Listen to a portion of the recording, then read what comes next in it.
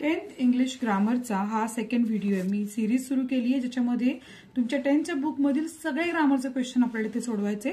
तर बोर्ड एक्झामच्या दृष्टीने हा क्वेश्चन आहे, I want to work for you, I said change into indirect speech. आता इनडायरेक्ट डायरेक्ट स्पीच म्हणजे जे बोलणं असतं ते डायरेक्ट असतं, इनडायरेक्ट म्हणजे दोन माणसांनी कम्युनिकेशन केलं तर तिसऱ्या आणि चौथ्याला सांगणं किंवा दुसऱ्या आणि तिसऱ्याला सांगणं या अर्थाने असतं।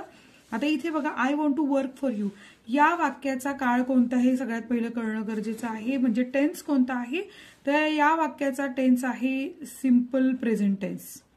ओके, सिंपल प्रेझेंट टेन्स आहे। आता सिंपल प्रेझेंट टेन्स म्हणजे जेव्हाही डायरेक्ट इनडायरेक्ट चेंजेस होतात तेव्हा काळामध्ये बदल हा 100% होतो।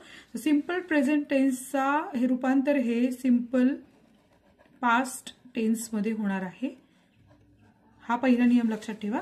आता आणखीन दुसरी जी गोष्ट बघायची ते म्हणजे याच्यामध्ये नाउन किंवा प्रोनाउन काय आलेला आहे, तर इथे जे प्रोनाउन आहे आय आहे, तर ह्या आयचा बदल काय होणार आहे इकडे, इथे वाक्याच्या आपल्याला अवतरण चिन्ह काढून टाकायची। त्यामुळे सुरुवात करताना आपण कशी करणार आहोत, आय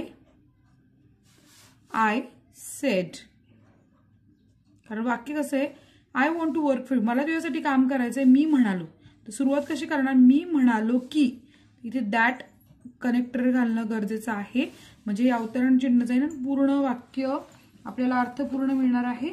सो आपण म्हणणार आय सेड दॅट, आय तर सिंपल पास्ट करतोय ना आपण रूपांतर, तर वॉन्टचं काय होणार, wanted, I wanted to work for you आणि फुल स्टॉप।